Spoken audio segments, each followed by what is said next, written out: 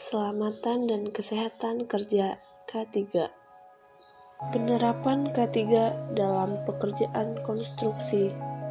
Pekerjaan konstruksi umumnya terbagi menjadi pekerjaan tanah, pekerjaan pemancangan, pekerjaan konstruksi baja atau beton, pekerjaan pembesian, pekerjaan pembetonan, dan yang terakhir, pekerjaan pembongkaran.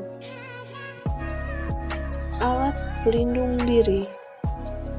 Alat pelindung diri atau APD adalah kelengkapan yang wajib digunakan saat bekerja sesuai bahaya dan risiko kerja untuk menjaga keselamatan pekerja dan orang di sekelilingnya. Alat pelindung diri dalam pekerjaan konstruksi. Helm pelindung.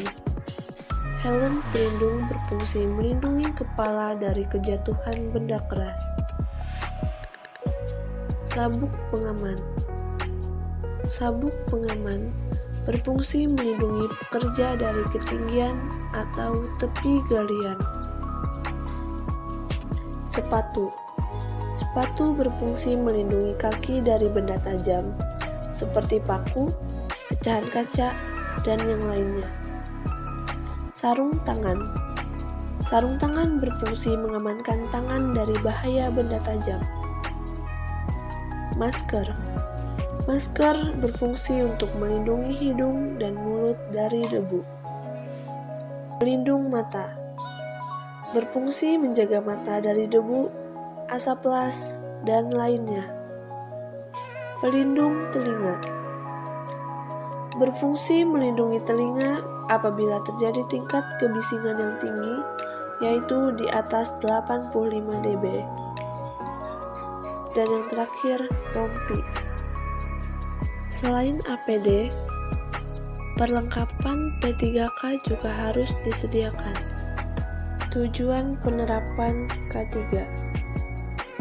Yang pertama, mencegah terjadinya kecelakaan kerja di lokasi sekitar proyek konstruksi. Yang kedua, mencegah terjadinya pencemaran lingkungan. Yang ketiga, meminimalisir kerugian terhadap aset. Dan yang terakhir, agar mendapatkan hasil kerja dengan mutu terbaik. Contoh penerapan K3 dalam pekerjaan konstruksi. Pekerjaan tanah.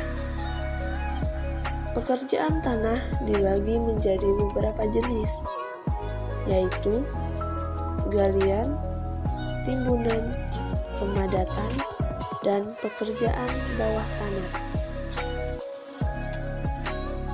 Potensi bahaya yang harus diperhatikan pada pekerjaan tanah yaitu pekerja tertimbun longsoran, galian runtuh, akses licin atau curam, terjatuh ke dalam galian, terperangkap, tenggelam atau terkena banjir, terhirup gas beracun, debu ataupun kotoran, kurangnya kadar oksigen, serta adanya gas bertekanan tinggi atau mudah terbakar. Penerapan K3 yang dapat dilakukan yaitu daerah kerja di bawah tanah yang berbahaya harus dipagari, membuat ventilasi udara, semua yang masuk ke dalam terowongan harus dicatat dan diidentifikasi, penggunaan alat pelindung diri atau APD, dan fasilitas keselamatan kerja. Untuk pengamanan pekerja galian dapat dilakukan dengan membuat dinding panahan, pagar pengaman, adanya tangga akses, sirkulasi udara, penerangan yang cukup, penggunaan masker oksigen, serta alat komunikasi. Pekerjaan pemancangan.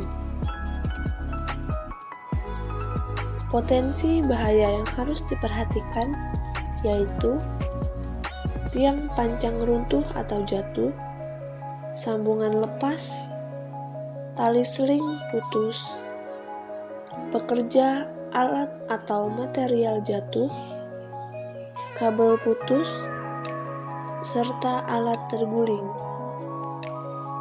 Penerapan K3 yang dapat dilakukan adalah menggunakan APD, memastikan kondisi kabel masih baik, posisi dan kapasitas harus seimbang, wajib koordinasi dan sesuai SOP, serta pastikan ikatannya kuat. Pekerjaan konstruksi baja atau beton.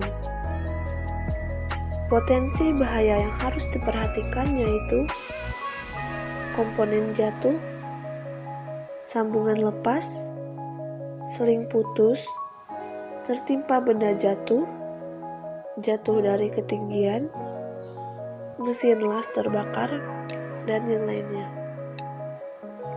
Penerapan K3 yang dapat dilakukan yaitu memastikan kapasitas alat dan berat beban sesuai, kestabilan barang yang diangkat dan alat angkat,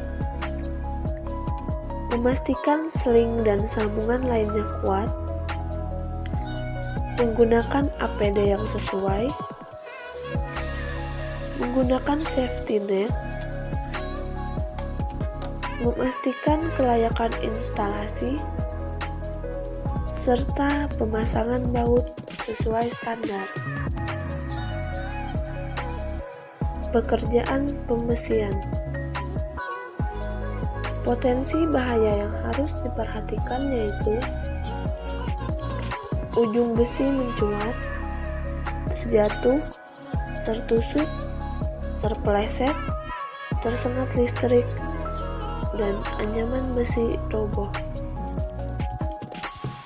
Penerapan K3 yang dapat dilakukan yaitu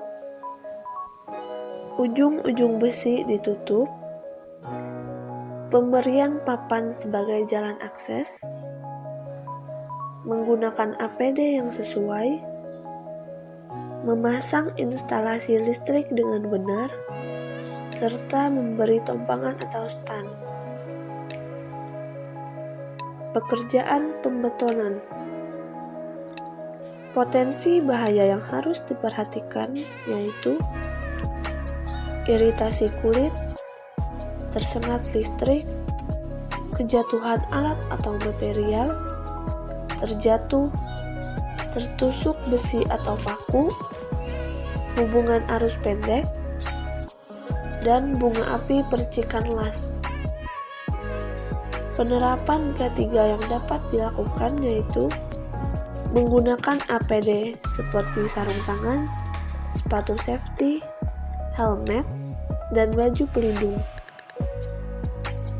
Adanya pagar pelindung, instalasi harus memenuhi syarat atau standar, pelindung ujung besi, kabel harus terisolasi rapat, menggunakan tabir pelindung, pengaman bahaya jatuh, serta sesuai kapasitas alat. Dan yang terakhir, pekerjaan pembongkaran.